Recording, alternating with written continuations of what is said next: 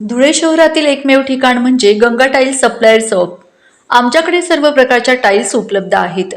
यामध्ये ceramics, oil tiles, floor tiles, vitrified tiles, steps and riser tiles, parking tiles, kitchen sink, sanitary ware इत्यादी। आपल्याला परवडणार अशा दरात आमच्याकडे टाइल्स उपलब्ध आहेत। यासाठी एकदा अवश्य भेट द्या।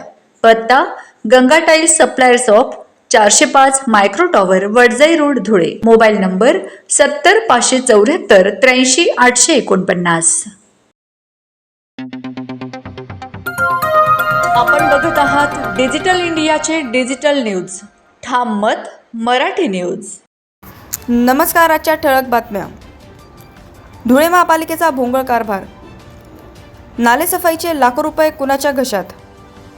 ठाम मतचा ग्राउंड रिपोर्ट। नालेसफाईच्या नावाखाली लाखोंचा खेळ, धुळेकरांचा संताप अनावर। धुळे महापालिकेच्या नालेसफाईतील भोंगळ कारभाराचा पर्दाफाश। पावसाळा सुरू होण्यापूर्वी धुळे महानगरपालिकेने शहरातील नालेसफाईसाठी लाखो रुपयांचे काम एका ठेकेदाराला दिल्याचा दावा केला। मात्र प्रत्यक्षात शहरातील अनेक भागांमध्ये अद्यापही नालेसफाई झालेली नसल्याचे वास्तव समोर आले आहे। त्यामुळे महापालिकेच्या कारभारावर प्रश्नचिन्ह निर्माण झाले असून नागरिकांमध्ये तीव्र संतापाची लाट आहे।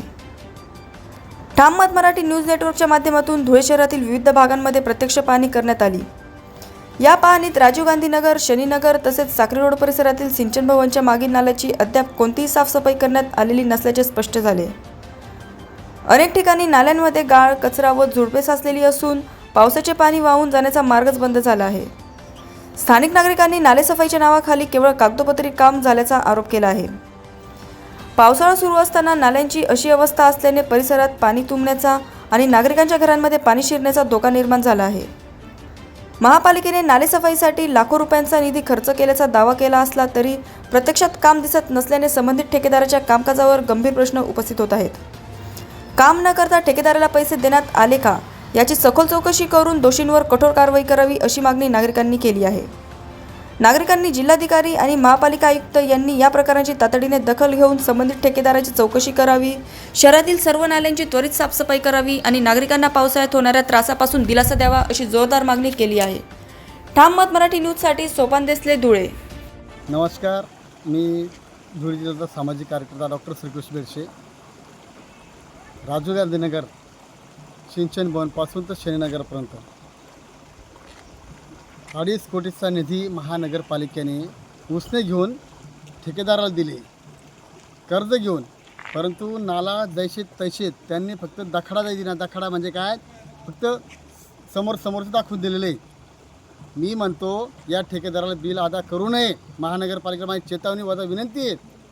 आता पहिला पाऊस पडून गेला, पहिल्या पावसात असं वातावरण आहे, तर माझी विनंती राहील आयुक्त साहेबांना, नाला साफसफाई झालेली नाही, कानाकोपऱ्यात आलेलं नाही, त्यांनी फक्त दर्शनी भाग दाखवून दिला। 2.5 कोटीचे बिलं तुम्ही काढून टाकले, उबाटाने आंदोलन केले। परंतु आज आम्ही सामाजिक कार्यकर्ते तुम्हाला आम्ही तुम्हाला आरोप करतो, नाले साफसफाई कुठंच झाली नाही चांगली। मोठे मोठे नाले, या ठिकाणी नाल्याचं पाणी जर आलं, आमच्यासारख्या गरीब रहिवासीच्या घरात घुसलं, सांडपाणी आहे। आणि म्हणून मी आयुक्तांना विनंती करतो, खबरदार तुम्ही जर बिलं यांना अदा केले तर अजिबात। नाले साफसफाई संदर्भात ठाम मत न्यूज चॅनलने वारंवार बातमी लावून धरली। मी ठाम मतचे संपादक, संचालक माननीय सोपानदास देसले यांचा आभार मानतो की त्यांनी वारंवार दलित शहरे असतील, दलित वस्ती एरिया असतील, या ठिकाणी जाऊन थेट स्ट्रिंग ऑपरेशन केलेलं आहे। म्हणून मी ठाम मतला सलाम करतो आणि त्यांनी ही बातमी दाखवावी असं मी, आणि प्रशासनाला जागे करावे। प्रशासन झोपेचं सोंग घेऊन बसले, सॅजर बसले। प्रशासन म्हणजे आयुक्त साहेब, फक्त बिलं काढा, पोटं भरा। मागे एक होती बाई, ती खाऊन गेली। आता नितीन दादा, खबरदार, माझी विनंती, मी जन आंदोलनाच्या राहणार सांगून देतो। महाराष्ट्रातील ताज्या घडामोडींसाठी पाहत रहा ठाम मत मराठी न्यूज। तसेच आमच्या चॅनलला लाईक, शेअर, सबस्क्राईब करायला विसरू नका।